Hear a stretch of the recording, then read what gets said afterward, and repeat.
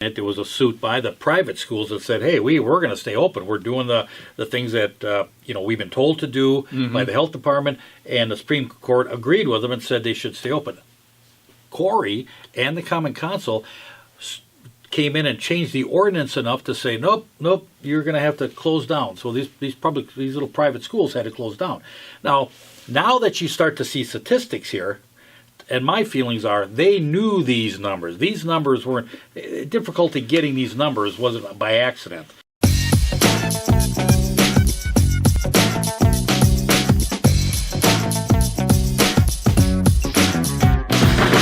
Well, good morning. We're talking Racine. Who are you? George. Oh, George Myers. George. Yeah, I'm George. No, I was talking to them. But yeah, I thought you were. Fooling around. Something different. Jim Spodek and Ken Jorgen here. And, man, we're going to talk about education. We're of the opinion that the educational system in the entire country has run afoul. And we're wondering if there's any way of fixing it, or that it's going to take some kind of radical change, really, to make it work. The thing that got us going is we saw a video that Channel 6 made about the southeast Wisconsin school districts. And the report is about the failure rate before the pandemic, during and after the pandemic, although we haven't really reached the after point yet. And it's startling. It's kind of shocking, really. And do you want to play the video there, Jim? You want to start with it right away? Yeah. Just so they're on the same page with us. All right. Some school districts really don't want to talk about what we are about to talk about and about to show you. We're kicking off a week of special reports showing how students are coping during this pandemic. Tonight, Fox 6 investigator Amanda St. Hilaire digs into the data, but as you're about to see, the numbers don't tell the whole story. For more than 17,000 Milwaukee public high school students, like Malik Taylor. Before we got kicked out of school, my grades was top notch. My mentors would tell you, my grades was. Now, after this, I try to keep my grades up, and my grades fell dramatically, and I'm just trying to keep it up there where I can graduate this year. We wanted to know how many Maliks are out there. How do we measure the consequences of the different ways their school districts responded? Public records from the 10 largest school districts in southeast Wisconsin show grades took a hit. It happened in districts that stayed virtual all last semester and in districts that were hybrid, even the ones offering fully in-person learning. So different districts making different decisions, seeing pretty much the same thing: sagging student performance. You'd think that would be when grades took a hit, but public records show the opposite. 5 school districts reported GPA improving or holding steady when the pandemic hit, only to drop the next semester. 6 saw fail rates initially go down, but like the virus, spike in the fall. We all just kind of stopped doing work because our teachers told us that it didn't affect our grades either way, unless they were getting better. When the pandemic hit, Kenosha did not penalize students who stopped participating. West Allis, West Milwaukee, Waukesha, and Racine said grades could not get any worse than they were before buildings closed. Last semester's shifts between hybrid, virtual, and in-person gave students whiplash. Half the school would be in person, the other half would be online, and they would try to get you to have conversations with each other, and it would be very difficult to start a conversation about the lesson when half the time you couldn't hear the teacher. Kids were getting lost again a little bit and trying to figure that out. Virtual may seem easy. It's really not. It's very draining. Because we not in the classroom to learn how to mix all of these different potions and everything. So there's no easy way to untangle the numbers. But some school districts made the process even tougher. We started asking Milwaukee Public Schools for data in January. The district says it collected the information in February, but did not send us this one sheet of paper until April Fool's Day. The data's no joke, showing 46% of high school students failing one or more classes pre-pandemic, up to 55.9% last semester. Over in Wauwatosa, the data shows a spike from 9% of students failing one or more classes to nearly 18%. I wasn't interested in school board. but now I am. Your taxes pay public agencies like school districts to work for you. So why is it so hard to get information? Waukesha parents wanted to know, how are students across the board doing with hybrid and virtual learning? Their open records request asked for things like absences, quarantines, average GPA, percentage of students failing at least one class. On Christmas Eve, a nice little present from the district, which was, we have your data and it's going to cost you $500 in order to get it. Parents were outraged. I had no idea they could charge that sum of money. Most parents don't have $500 lying around, so doesn't that kind of fee block, in essence, transparency? Certainly is not the goal to do that. Wisconsin law says the government can charge you for locating a record if the cost is $50 or more. That's not including paper copies or postage. You, the requester, are paying for someone to simply find the record. Other agencies say the fees are about covering cost. We have had a significant number of them, and it's taking us time, certainly, and resources. But you, the boss, already pay for public employee time and resources. And the law says providing public records is part of the routine duties of government. When Fox 6 asked the region's 10 largest school districts for student performance records, Oak Creek Franklin initially said the search would take 4 hours, costing $150. Waukesha said 6 hours at nearly $200. And Wauwatosa estimated 18 hours at $682. How could they have not been in a position where they could just instantly look at a report of the quarter grades and know how that measured up against the previous year?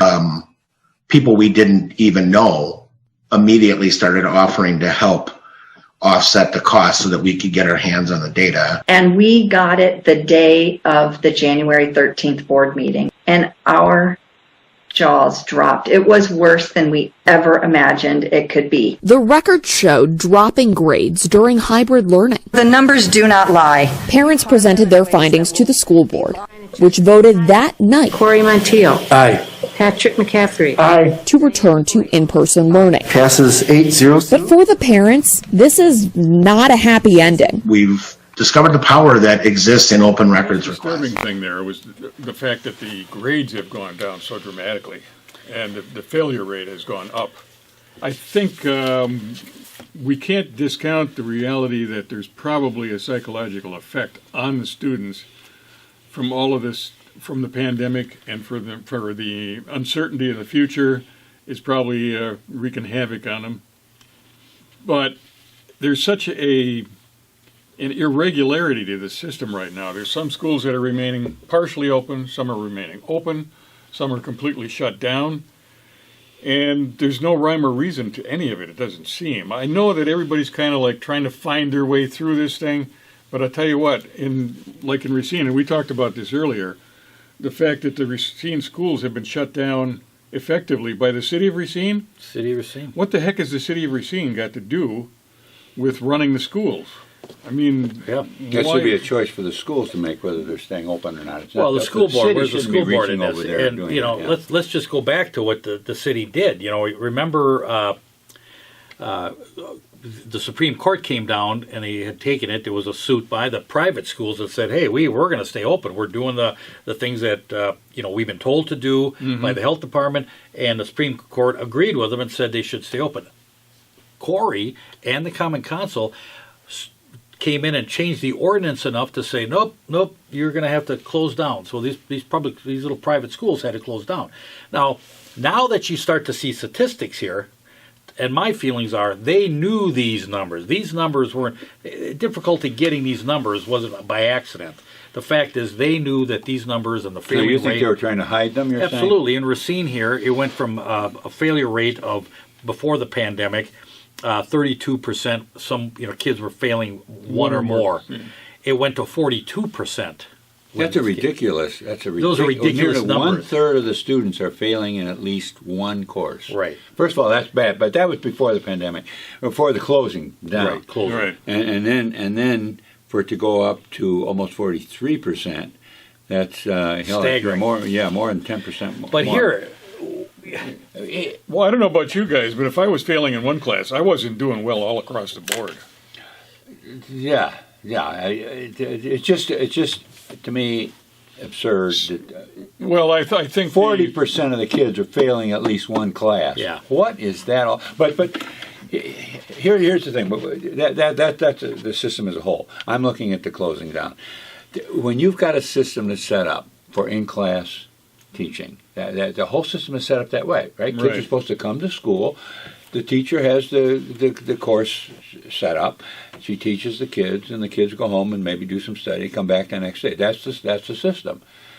Now, you're suddenly going to change that just overnight, virtually, and say, guess what? You're not going to come to school. You're going to stay at home and study. Mm-hmm. That's a whole different system. Now, if the system was set up that way, that's fine. You know, like homeschooling is kind of set up that way. So some people are set up for that. But when it's set up this other way, and the curriculum is set up that way, and the procedures are set up that way, and the courses, for you to just say, well, we're closing down and you stay home and you're going to study at home, it wasn't working. And what bugs me is that some particular private schools wanted to stay open. They say, no, this is the way we're set up to do it. The students come to school. And then the city changes an ordinance that allows Dottie Bowersox to close those schools down is just obscene. That is not okay. Well, you know, I think that somebody probably had to have the authority to do that, but I think they were reacting in a fearful way. They weren't studying the data as it was being developed. They weren't looking at the situation and saying, well, we're starting to get a higher infection rate. Maybe we ought to start considering not having the kids show up for a while. But that's not the way it was done. They preemptively said, we're shutting it all down. And that created a lot of uncertainty in the minds of the kids, I think. Well, that's a good point. If that's what they did, that would be ridiculous. I don't think that's what they did. Just anticipate. Well, what he's saying, Jim, is that they were anticipating that there's going to be a problem out here before it happened. Right. Yeah. I think is what you're saying, Doc. Right. And saying, okay, so we're going to beat this problem, and we're going to do the really smart thing, and we're going to just close everything down. And it turned out to be the really dumb thing. Instead of waiting to see what occurred and what was the real problem, and then dealing with that instead of a superimposed well, I'm going to go problem. a little bit more into the cover-up part, because I think what happened was Unified was looking at what they were doing. They knew that they were failing. You can't tell me a teacher sat in class and looked at these grades and didn't know that there was a failure rate that was skyrocketing right in front of her. And you're talking about the pre-closure, 32%. And what was happening, George, is they were leaving the Unified School District and going to these private schools. These private parochial schools were picking up students from Unified. Their numbers were coming down. We got to stop this because, you know what, funding is coming here. They had they disregarded the students. They were thinking about their own self. And now you're coming to school closures. I'm saying that they came in and they wanted to close those private schools because they saw the numbers moving from Unified School District children to these private schools, which was taking money from Unified, moving it into these private schools, and they said, hey, we got to stop this. And I'll bet you the failure rates in these private schools are not nearly what they were in Unified across the board, southeastern Wisconsin. Well, I think that this is the real reason why. Well, that would be an interesting statistic to have. I don't know if they're how did that work out? Didn't you say that the private schools are now so full that they're can't full. Take They're anymore? they're doing so great. That little ploy didn't work so well then. In other words, before believe the me, closures, George, moms and kids and parents and their children, that's a touchy. They're looking for those kids to get a good education. Right. I don't care. That's the main. That's thing. the bottom line. Right. And if they're not getting that education and they see it, and you saw it here where you got the young people saying, it's difficult learning virtually, and of course the system isn't set up for it. And I really think just this one last thing. Remember when? Now we did this on the show that the union from Unified, because it was so dangerous, even though Walmart's open and Home Depot's open, that they were going to have a funeral procession in Racine on. The school teachers are going to hold a mock funeral procession for all the deaths that were going to be created by keeping the schools open. Exactly. So, are you really concerned about? I think there was a lot of self-serving that went on.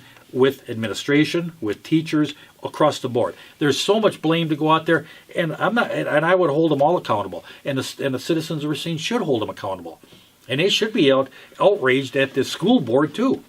Yeah, well, we're talking Racine, so we're talking about Racine, and you're right. But I mean, on a national level, I think the educational system in this country has come up a failure. I agree. By and large, it's you said it's a broken system. I said it's a system that has been designed wrong because it's evolved out of, they're responding to crises all the time. And what we've got now is just dysfunctional. Yeah. And really, I mean, you're talking about a community. You're not talking about, these folks are basically employees of the taxpayer. Absolutely. And the taxpayers have really failed these kids, if you really look at that. I mean, it's really the responsibility of the community to come to that school board and say, listen, you're not doing the job. We have the numbers now, and it's our responsibility to rein you in or put you in check or change that system. And Racine, if you want a better school system, you've got to get engaged. Yeah, the parents need to get engaged, and one of the problems there is a lot of homes now, both parents are working. So that's taken a lot of that's part of the system oversight out of the system. That's part of the whole system where the kids were going to school every day. I'm not saying it's just the school system. It's also the family was set up that way, and so when you suddenly had the kids stay home, because there wasn't a parent there to pick up the ball, and the kids weren't picking up by themselves. George, some of the parents don't even know screen. what the heck happened. I mean, they were trying to play catch up too. So I mean, the whole system was either done poorly. The thing that really rubs me is the cover up. They knew these numbers were there. If you've got a teacher, they were obviously not wanting this data out in the they didn't want hands this of out there. You parents, could see it with the open records, which we can get into later. But if you're a teacher and you're watching each student in your class not eating, and they're starving, and each day you see them diminish little by little, and you sit there and watch that because it becomes a self-serving, because if I talk about this, it's going to create a problem for me, but yet my students are obviously suffering. So the solution was to just wake up, stay home? Well, the solution was to say, hey, we got a crisis here, and somebody should have stood up. The administration should have stood up. A group of teachers should have stood up. I mean, you don't have failure rates like this by accident. It was created, and they saw it coming, and when they saw it coming, they said, holy crap, we can't just keep this, we got to cover this up. Now we're gonna shut down the private schools. Instead of, they reacted the wrong way. They should have came to the table, to the community. We got a problem here. Our failure rate is high. What can we do? How are we going to handle that should have gone on with or without this school closure, with or without the pandemic. That should have been something that would be exactly. What you're but saying. Doc's right. They patchworked this program together. It's a huge bureaucracy now. We talked about that. Yeah. But the janitors are sweeping floors. There's no kids in the school, but they're still sweeping floors. How many factories are going to do that in the private sector? None. But yet, when you have $1 billion coming in, I mean, this is a disaster as far as I'm concerned. Well, I think there has to be a radical overhaul of the whole educational system nationally. I mean, we're not performing the way a lot of other countries are. Absolutely, we're not.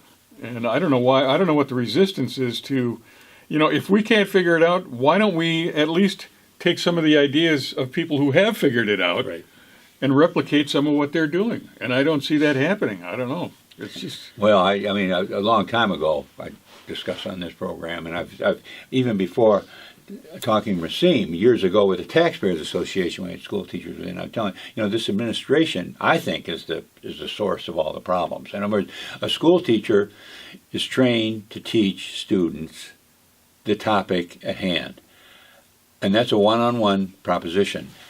To set up a multi-million-dollar administration that looks over the shoulder of the teachers and tells her what she can and can't do, how she should be teaching, and that type of thing is just an abomination. They need to eliminate that whole administration and let teachers do the thing they're trained for. That's what they go to college for. They come out with a degree in education. Yeah. So let them use that degree and teach, and that would be a relatively simple thing, and I just think it could be very effective. But part of that is because there's all these programs coming down from the federal government and all these places that say we want students to come out with this type of attitude towards society, where it gets into a cultural thing instead of just an academic thing. And I think that's the source of having all this administration in there. This mom on the video where she said, "I wasn't that interested in the school board, but I am now," and that's the attitude you got to take.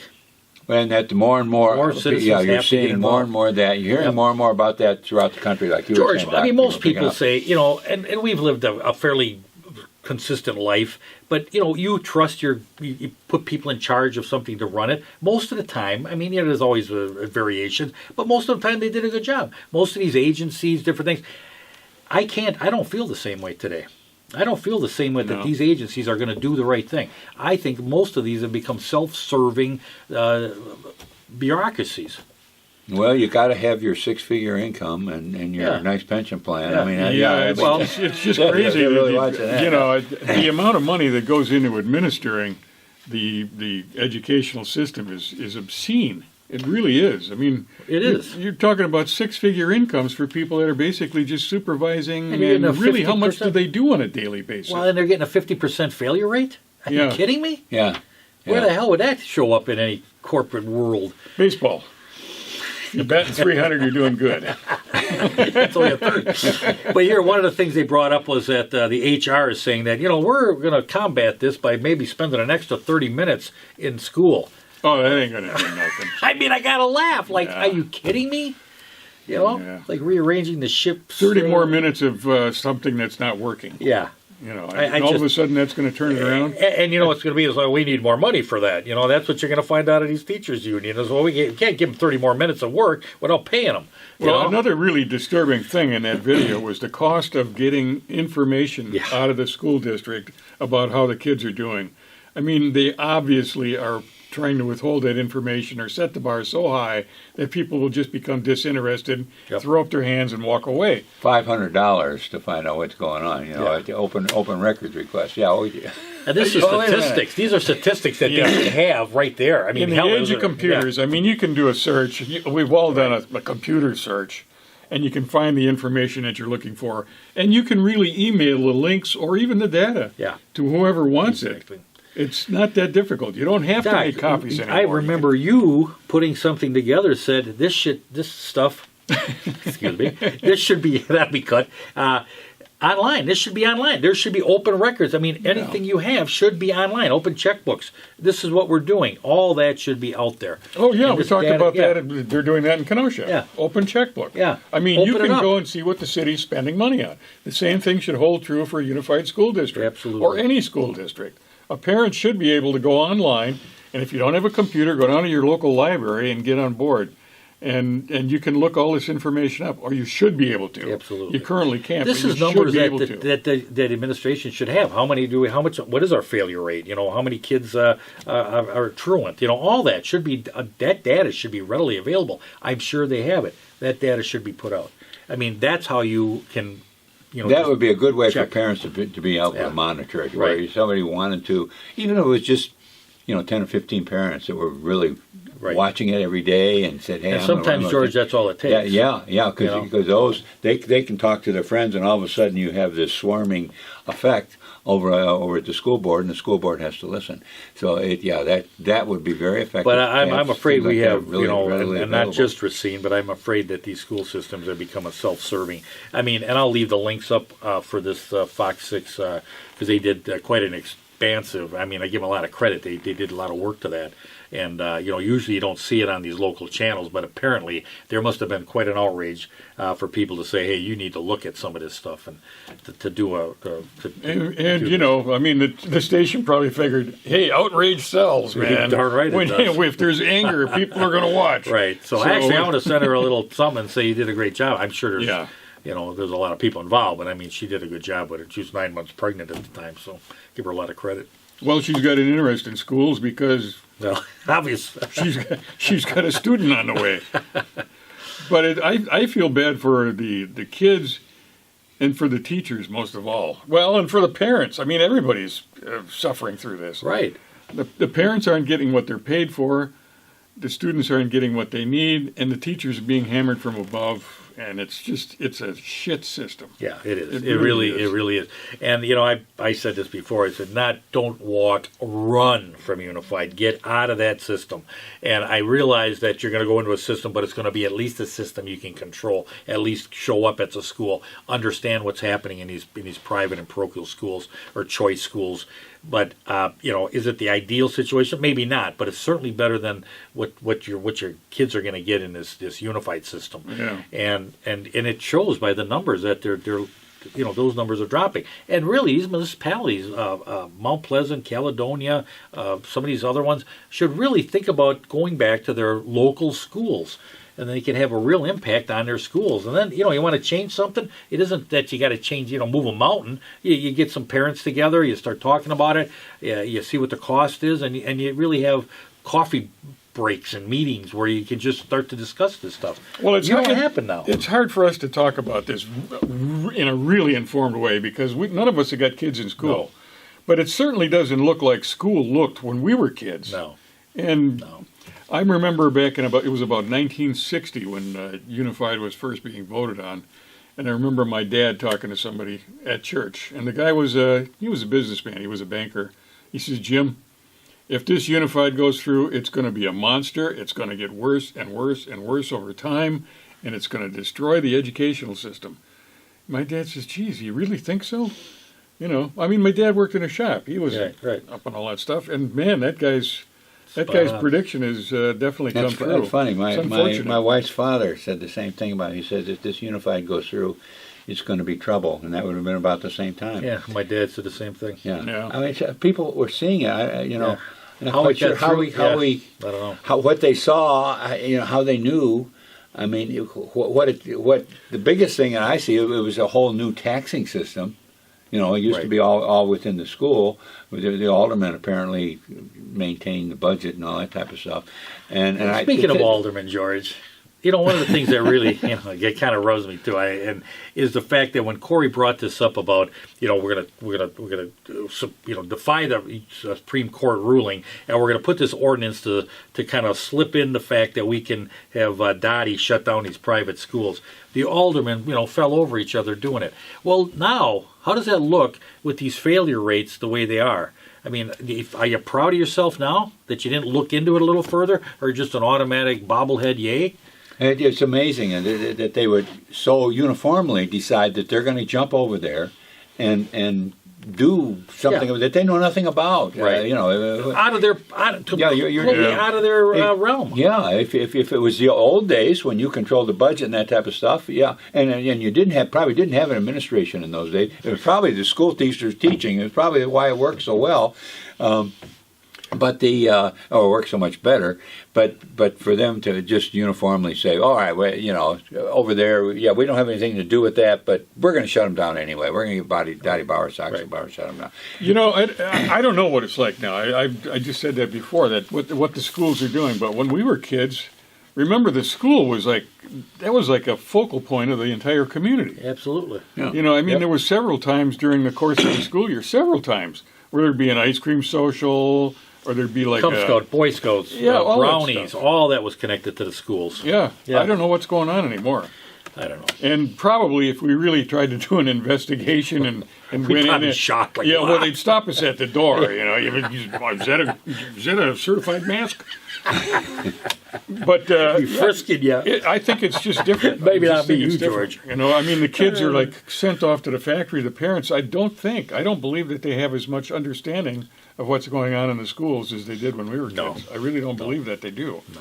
They may, but I don't see the results of it. It's just a damn shame. Well, I long ago when my kids were little, and we're going back now 40 some years. No, I pull them out then. I just didn't want them going to that type of a system, so we homeschooled the kids, and eventually, my wife, because we were teaching our kids, other parents wanted to, so she ended up with a little school. We were essentially homeschooling, but the other kids were sending her. Yeah. So it was kind of a homeschooling environment, but it was scary then. Just to see you could see the social programming going on instead of the academics. That was one thing that I did see 40 years ago when our kids. Well, were I'm just sure going it's up the line. probably a year now.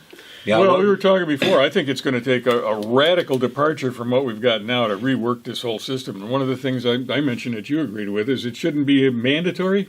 Oh, yeah, You know what good. I mean? Yeah, I think. Let's not pretend we're just shooting. Yeah. Because we did talk about it. We need to, yeah. Doc could come up, that's really good. In other words, you get 12 years of paid education, and you take it when you're ready and when you want to. So, if, and particularly this for boys. A lot of times I've seen little boys, they need to get out and go do little jobs and stuff like when they start at 8, 9 years old. The girls seem to do fine. You keep them at a desk until they're 20, they still survive it. But boys, they don't work that way. They need to get out and be doing some work. I remember one kid, he was a nice little kid. Boy, he was working here and working there and he was interested in my toolbox. He was one of my tenants. You let him earn a little money. Yeah, and he was working at a little grocery store down the block and that type of stuff. Then I found out he was not allowed to do that anymore because minimum wage, there's some rules and stuff. And by damn, 18 years later, he's in jail. He's running all kinds of problems. Yeah. But the thing is, just imagine this. He about the time he's 10 or 11, he'd like to go out and do some work. So you let him go out and do some work. And he does a couple years and says, there's some more I got to learn. Yeah. So, all right, that's all right. You only use 6 of your years. The grass is always greener on the other side of the fence. If you're in school, you might think it's, I'd like to go get a job. Comes back and does 3 more years, and he says, okay, I'm going to go out some more. All of a sudden, you're going to know this, so I don't want to do that. I can tell you what I don't like. Yeah, and then Doc, you had mentioned that, he maybe learns a little on the side so he can pass certain grades on his own. You should be able to test out. He tests out, but he's still got 6 more years, and by now, he instead of being grade school, it could be something. And you know what? You give these kids like this pride of ownership of their own career, their own life. That's right. Now they're running their life. That's right. It's not you running my life; it's me running my life. And there's a certain sense of. And the point to this little discussion here is there are other ways to do it, folks. Right. Yeah. We don't have to be melded into this thing. This is not the only way to get educated. Especially since it's not working very well. Right. There are other ways to do it, and one of the things I would really like to see, is getting rid of this minimum wage, not minimum wage, but the age group where you can't have a job before. Jim and I were both, I don't know about you, Doc, but Jim and I both were lucky. My dad had his own business. So I was exempt from that when I went down and worked at his shop. Yeah. So I was learning to work while still in grade school. By the time I was 12, I was a welder. So and it means that I was down there doing work at his shop, and so I learned the working environment, and I watched the big men up there working on it was a plating shop. I never got to go down the plating line, but there are a lot of other things I could do around there on Saturdays, and so I came up in a working environment, and I was happy working. So and that's the type of thing that I think every boy should have that opportunity, and so if he wants to go out and get a little job someplace, well, girls should too, shop, but I don't think girls would avail themselves of it as much as boys would. That's right. Right. And I'm speaking for the boys because I was a boy. I'm not going to try and speak for the girls. So let's start on that one. We don't know anymore. We don't know what to say anymore. I only had 4 boys when I was a dad, so I'm a little weak on the girl world, but definitely I do see where the boys should be able to do that, and well, I worked full time when I was 12 years old in the summer between 8th and 9th grade. How did you manage to do 40 that? 40 hours a week, despite the. It was summer vacation, so I was. So did you? Was it a relative or something though? Well, it was a friend of the family, but I don't know. I don't know if there was a restriction on it or not. You probably. We might have been. You're probably criminally. We might have been skating under the radar. I don't know. I hope you come back and look at us next week, because we're all going to be better looking, right? I'll give it a try. Thanks for being here.